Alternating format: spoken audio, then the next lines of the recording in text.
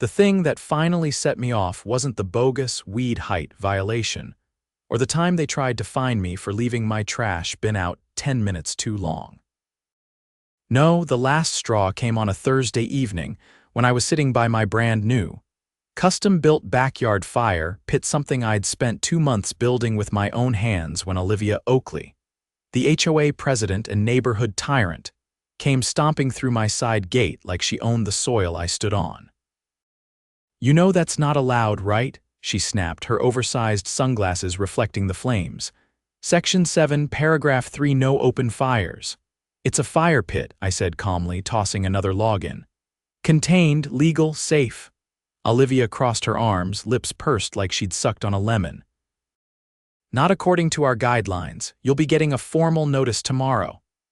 I blinked at her, then looked around. No smoke blowing into neighbors' yards, no noise, no danger, just me, some soft music, and a peaceful evening. "You climbed into my yard for this?" I asked. "You could have knocked." "I have HOA access," she said smugly, turning on her heel and slamming the gate shut behind her. Sure enough, the next morning, I got the email.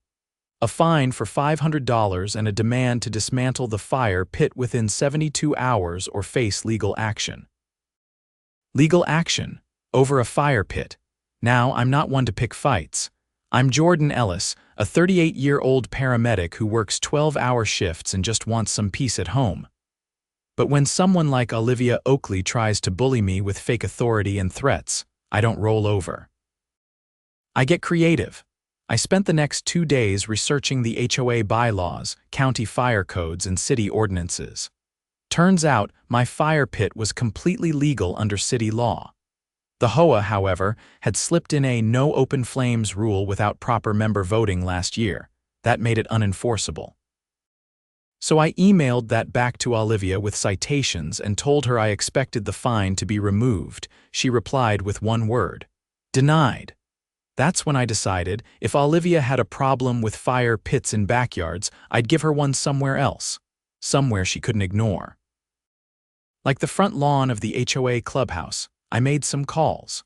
My buddy Marcus had a portable grill. My neighbor Lex played drums in a local band and owed me a favor. And my cousin Rainer ran a catering business that specialized in BBQ. Saturday morning, I filed a public event notice with the city. Sunday afternoon, I rolled up to the HOA lawn with 2 grills, a cooler full of meat, a table full of sauces, and a speaker blasting blues rock. Neighbors came pouring out of their homes like ants to honey. Plates were passed. Laughter filled the air. Kids ran around tossing frisbees. Then came Olivia. Her expression was a mix of horror, fury, and disbelief. "What do you think you're doing?" she shouted over the music, storming straight toward me in her beige pantsuit and wedge heels. I handed her a plate with a rack of ribs. "Hosting a BBQ." "Want some?" Olivia didn't touch the ribs. She didn't even look at them. Instead, she stood there gripping the plate like it was radioactive, eyes darting from the crowd to the grills to the band setting up near the clubhouse's hedges. "You're in direct violation of HOA property use," she hissed, voice low but shaking. "This is unauthorized." I leaned one elbow on the folding table where Raina was laying out trays of cornbread. "Not quite." Section 12, paragraph 9, common space can be reserved for community events with 72-hour notice to the city. I filed the paperwork Thursday morning. They approved it Friday. I also emailed the HOA general inbox as required, got the read receipt. Her jaw tightened. You don't have the board's consent." I nodded toward the crowd. "Looks like the board's outvoted." Several neighbors around us chuckled. Olivia spun to glare at them, but the laughter only grew. Someone clapped.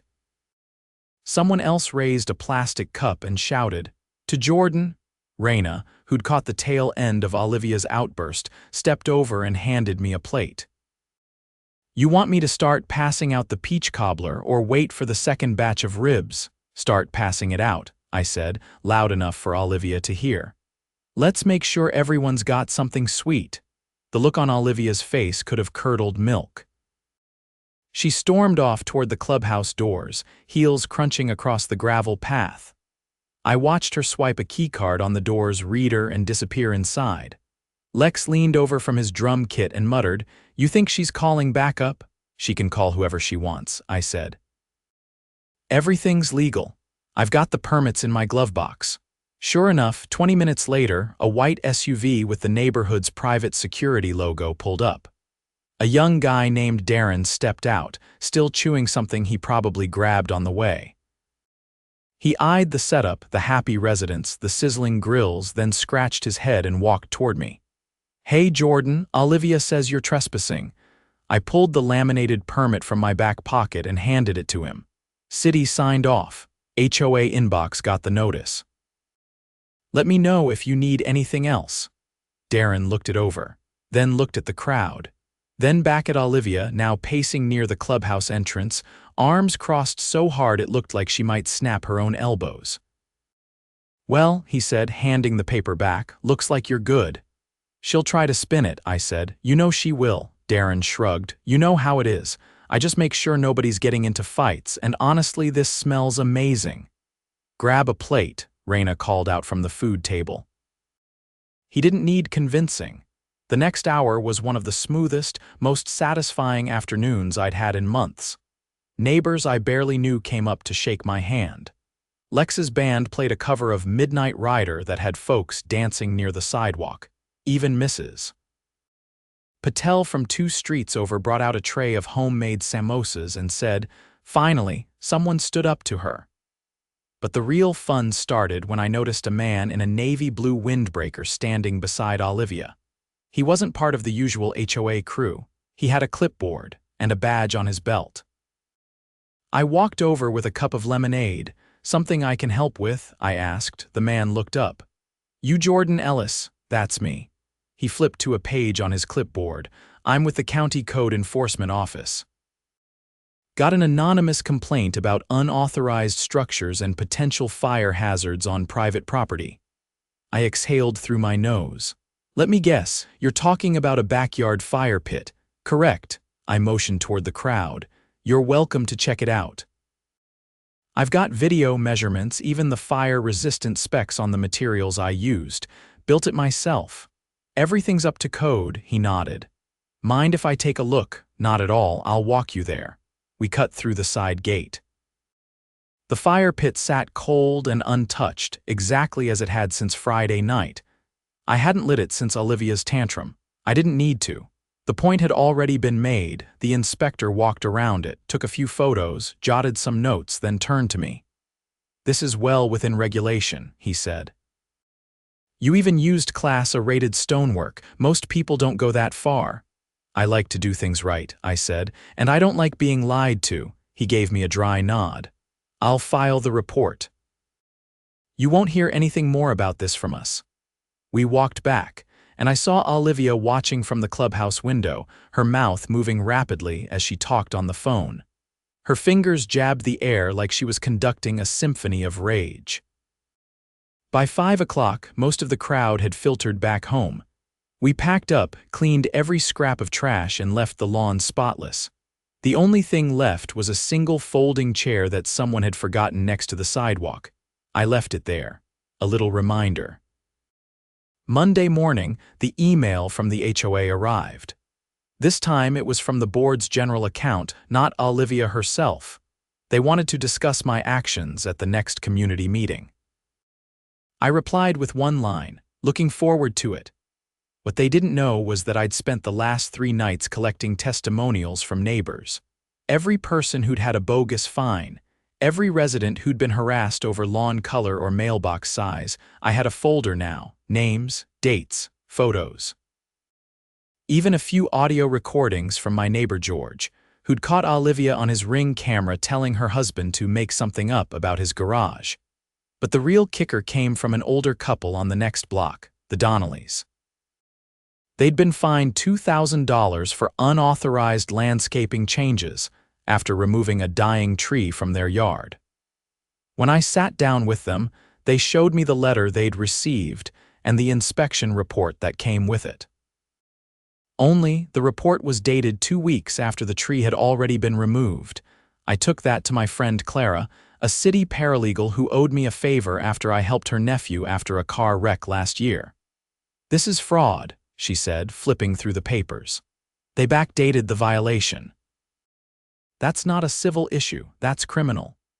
She made a few calls. By Wednesday morning, the county auditor's office had opened a preliminary investigation into the HOA, not just over the Donnellys' fine, but the entire pattern of behavior: fabricated violations, falsified dates, improper voting procedures. It was all unraveling.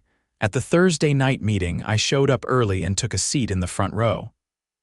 Olivia walked in 10 minutes late, clearly rattled, clutching a file folder like it was a life preserver. She opened the meeting with her usual stiff welcome, but before she could launch into community announcements, I raised my hand. "I have a motion," I said.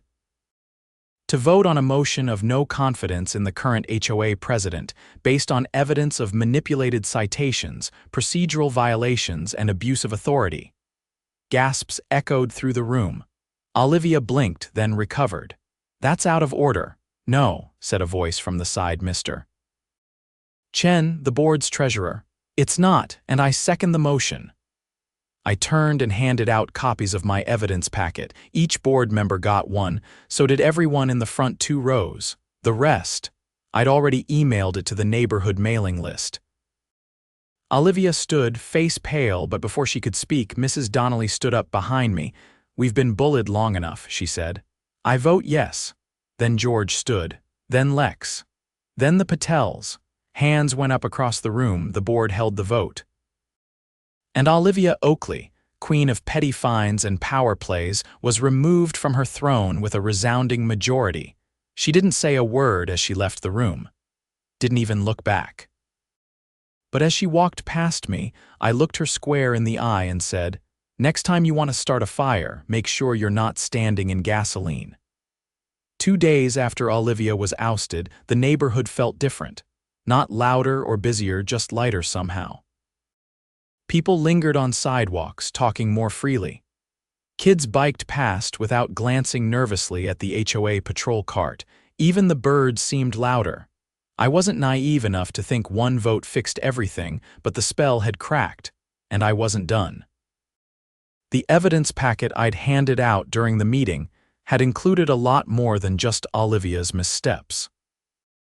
There were inconsistencies in the HOA's financials' annual fees that didn't match budget allocations, vague administrative costs logged without receipts, and one line item labeled retainer services that led nowhere. I'd flagged it, but I hadn't had time to dig deeper before the meeting. Now that Olivia was gone, I had breathing room. Mr. Chen, who had seconded the vote of no confidence, reached out to me the next morning.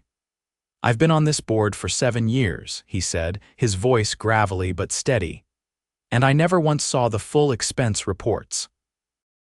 Olivia handled all the filings herself, told us it was streamlined for efficiency. "But she didn't have authorization to do that," I said. Chen sighed. "We trusted her. That was our mistake." He agreed to bring the expense logs to my place that evening. When he showed up, he wasn't alone. He brought Devin, a college senior studying forensic accounting, who lived 2 blocks over and had been interning at the city controller's office. I hadn't even known Devin lived in the neighborhood. "I've already glanced over the last 2 years, Devin said, flipping open a thick binder.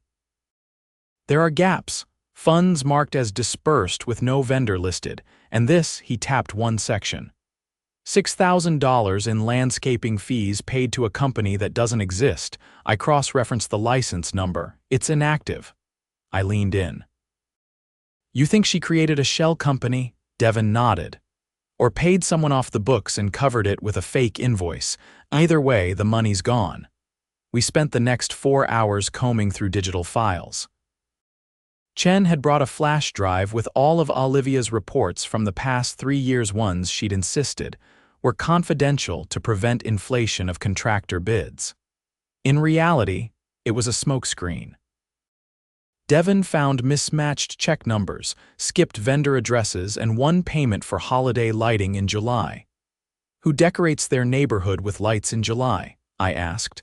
Devin gave a dry laugh. Someone who's laundering money and not keeping track of the calendar. By the end of the night, we had a spreadsheet of over 30 questionable transactions totaling nearly $38,000. That wasn't negligence. That was embezzlement. I didn't want to go nuclear unless I had to. But this wasn't some petty misuse of HOA authority anymore. This was theft. From retirees, single parents, veterans, people who thought they were paying for road maintenance and community improvements. Instead, they'd been funding someone's secret bank account. The next morning, I scheduled a visit with Officer Nadia Herrera, a local precinct detective with a reputation for handling white-collar crimes with surgical precision. I knew her from a call I'd responded to years ago. She'd helped get an elderly woman's stolen savings returned from a predatory caregiver. If anyone would take this seriously, it was her. I laid out everything: the spreadsheet, the vendor cross-checks, the fake landscaping company, even the July lighting payment. She listened without interrupting, her pen moving steadily across her notepad. "Did you confirm who had access to the HOA's bank accounts?" she asked. "Only Olivia," I said. "Chen confirmed it last night. She insisted on being the sole signatory." Nadia nodded. "That's enough for probable cause. I'll get a subpoena for the HOA's financial records from the bank. If there's money flowing into personal accounts, we'll find it." She also requested statements from residents who'd received unusual fines or demands for payment. I connected her with the Donnellys, George, and even Lex, who had a record of a noise violation issued the same night he'd been out of town during a family emergency. By the end of the week, things escalated fast.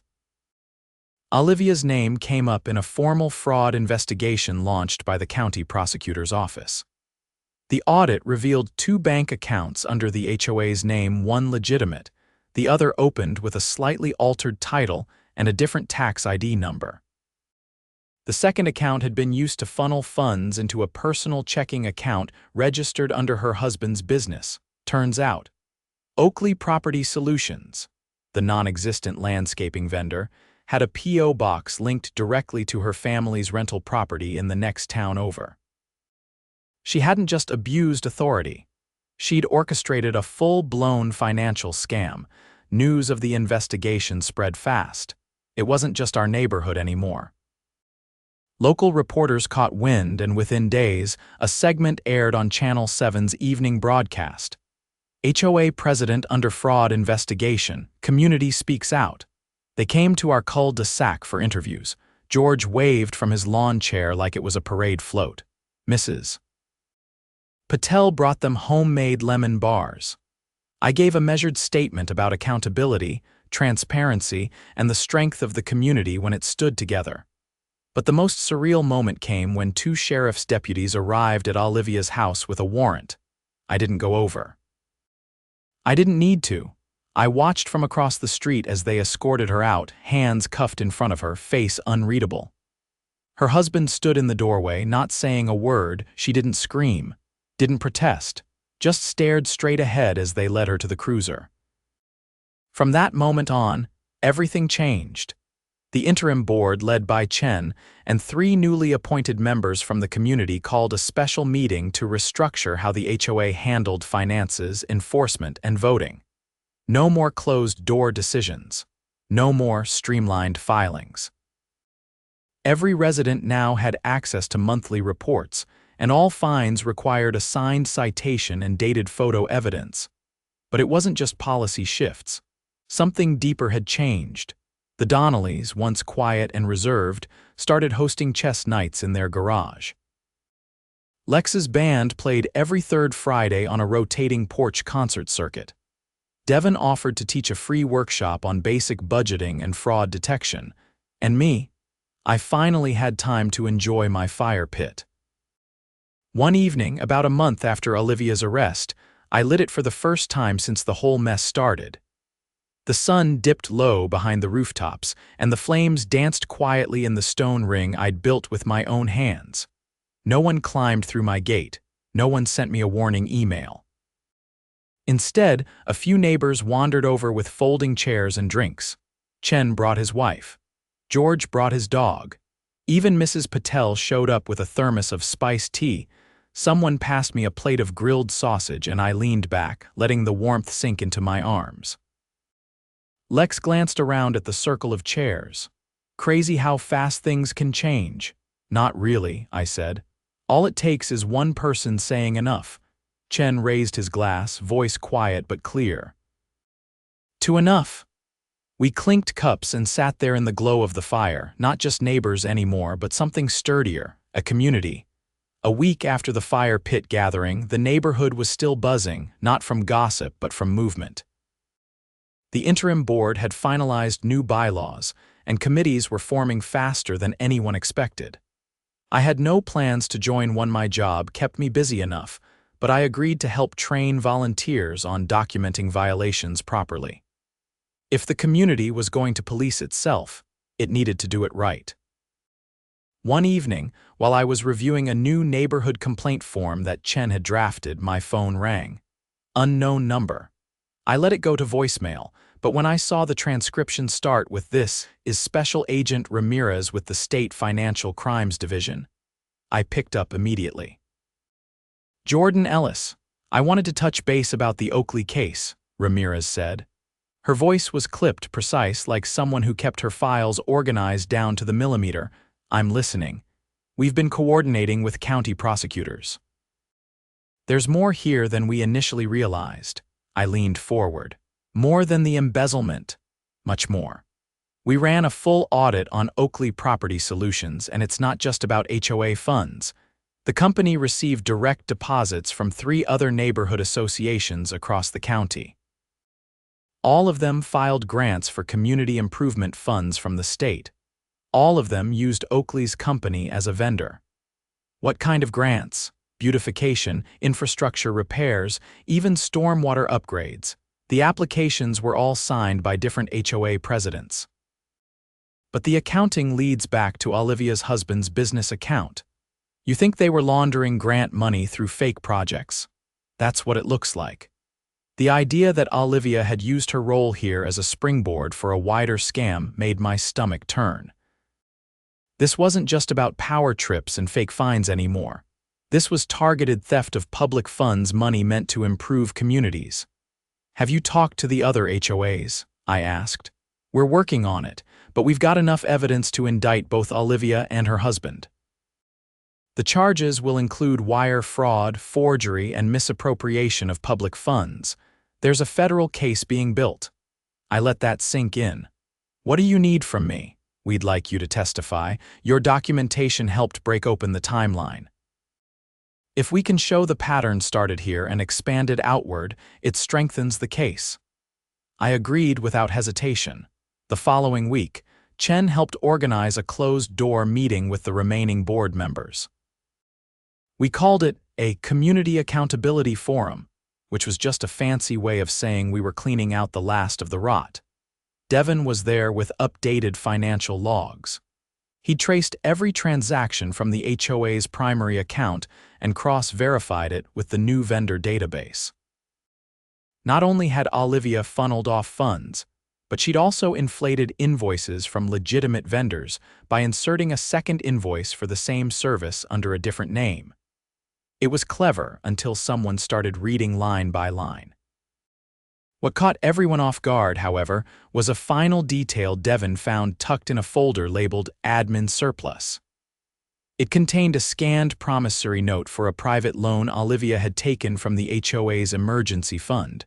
No approval, no collateral, just a signature hers.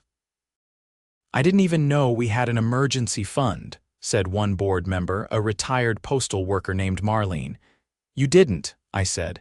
She created it after a budget surplus 3 years ago, then kept it off the books. Where's the money now? Asked another. Gone, Devin said. Transferred into a private brokerage account. We're still trying to trace it. The room fell silent. Then Chen looked around slowly. She used this neighborhood like an ATM, I stood. No, she used it like a front. And now she's going to face every consequence. The grand jury proceedings moved quickly. I testified under oath along with George, the Donnellys, and 2 state auditors. Olivia's husband tried to claim he had no knowledge of the fraud, but when emails surfaced with him approving invoices to their fake company, that defense collapsed. In the end, they were both indicted on multiple felony counts. The state pressed charges for grant fraud and falsifying public records. The county added embezzlement, forgery, and abuse of fiduciary duty. The sheer volume of evidence made it one of the largest HOA-related fraud cases in state history. When the verdict came down guilty on all counts, there was no celebration, just quiet satisfaction and a string of relieved sighs across the courtroom.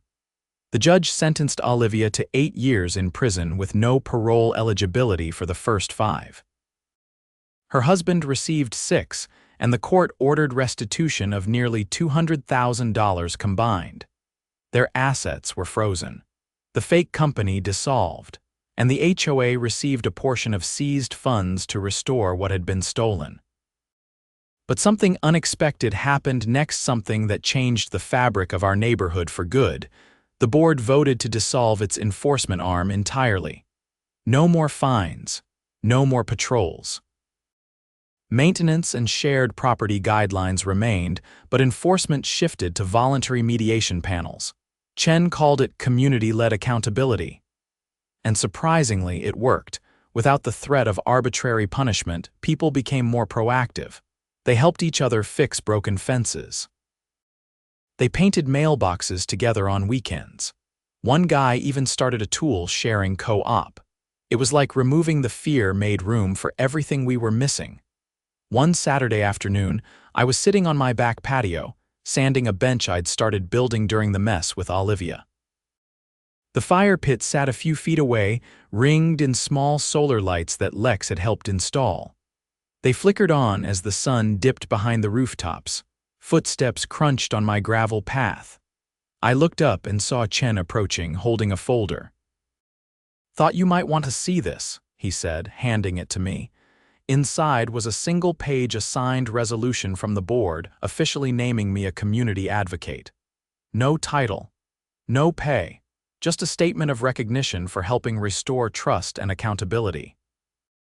I closed the folder and leaned back. "I was just trying to eat ribs in peace," Chen chuckled. "That's how it always starts." He stayed for a while. We didn't talk much, just watched the sky shift from orange to navy. A few neighbors passed by and waved. One of the kids from down the street rode his scooter past and shouted something about a movie night at the clubhouse. "It's strange," Chen said eventually, "how something that started with a fire pit ended up burning down a whole system." "Sometimes you have to light it up to rebuild it," I said. He nodded, then stood and walked back toward his house. I stayed a while longer watching the flames dance. The pit was quiet, the neighborhood peaceful, not because someone enforced it, but because we'd taken it back. Not with anger, not with revenge, but with truth, patience, and the kind of stubborn hope that refuses to be intimidated. And that, I thought, was worth far more than a backyard fire pit. It was the start of something real.